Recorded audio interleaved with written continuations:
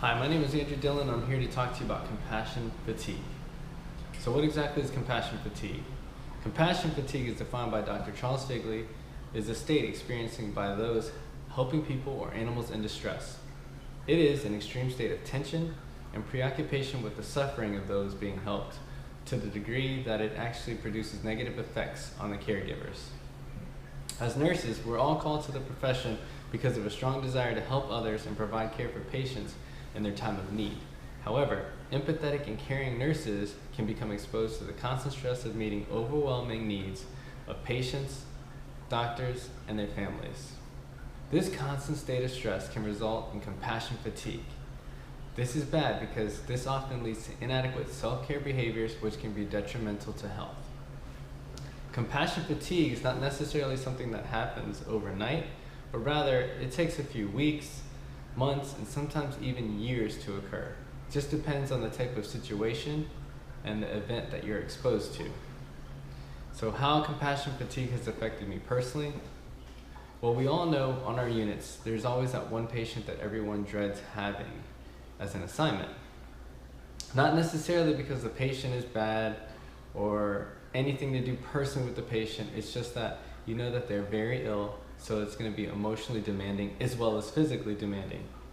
So that day I was assigned this patient on my unit. Like everyone else, I dreaded that day. I thought I was going to have, and I approached the situation with a negative attitude. While caring for that patient that day, I realized how pleasant she was, and the day I thought I would have was completely opposite of what really happened. We talked, and I got to know her, and she got to know me. I also found out that she was a nurse as well. That day I was extremely busy taking care of her, but I didn't mind because she was such a great person and very understanding. Even with the terminal diagnosis, she continued to have a positive outlook and continued to laugh and crack jokes with me.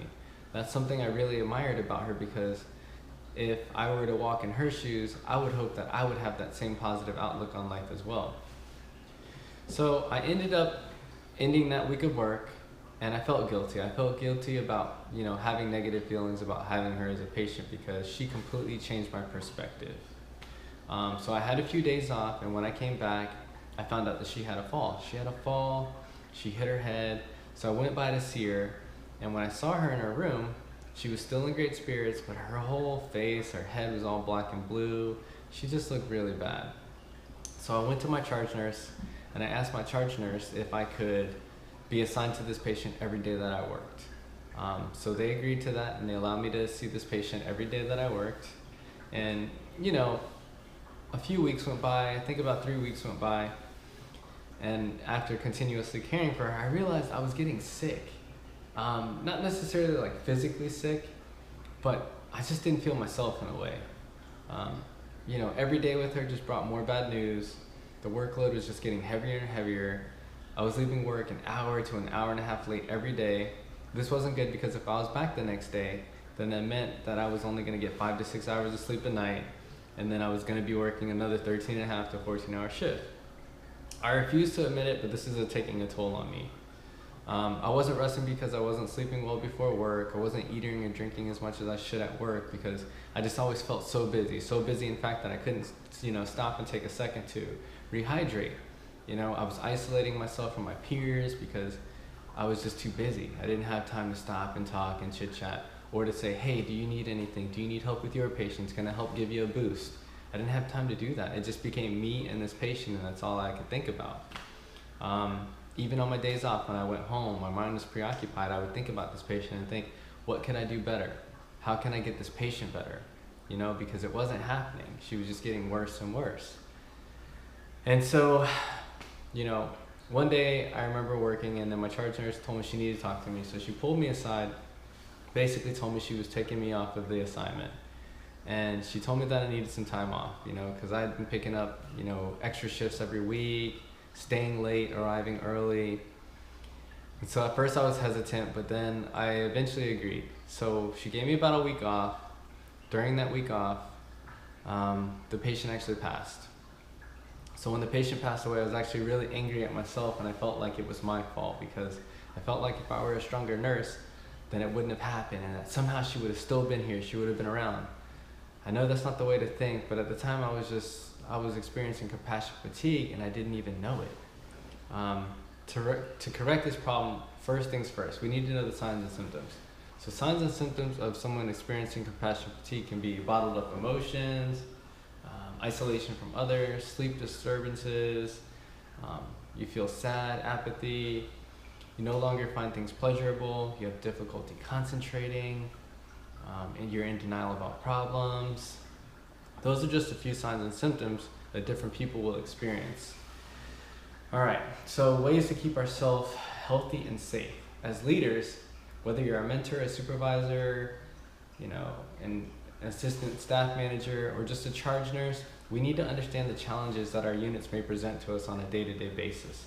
Knowing the norms and what to expect on our units can help identify strategies that will keep this, the workload and the stress down. Some examples of helpful strategies would be to, change the assignments, the patient assignments every now and then. Encourage, staff meetings where we incorporate like team building exercises. Have fundraisers. So in my case, I work on a cardiac unit. Every now and then we'll have like a CHF, congestive heart failure fundraiser, and that's a good team building skill as well. And it's fun to see, how we can raise this money to help our patients. As individuals though, what we can do is you got to make sure to get enough sleep. That one's hard, I know, because we work long shifts, up early, get back home late, but even on your days off, try to rest a little bit, okay? Sleep is very important because a rested mind leads to inner peace and clarity. On my days off, I like to engage in physical activities, so anything outside, anything outdoors. I'll go hiking, swimming, biking, anything that can get me outside, I absolutely love to do. Keep strong communication with friends and family. This is important because you need someone to talk to, you need someone to vent to so that we don't keep bottled up emotions. It's very important. Make sure to also use your PDO at work. We need a vacation. You have to get away. You can't constantly just go to work and school and that's it. You need time off. You need a better work-life balance. All right, so while the effects of compassion fatigue can cause pain and suffering, learning to recognize and manage the symptoms is the first step towards healing. If you're experiencing any of these symptoms, go to compassionfatigue.org, okay? Because there they have the Compassion Fatigue Awareness Project, which is specifically dedicated to educating caregivers about authentic, sustainable self-care and aiding organizations in the goal of providing healthy, compassionate care to those that we serve. We need to find ways to keep ourselves safe and healthy so that holistically, we are healthy caregivers to our patients. I hope this helped you guys. Thank you very much.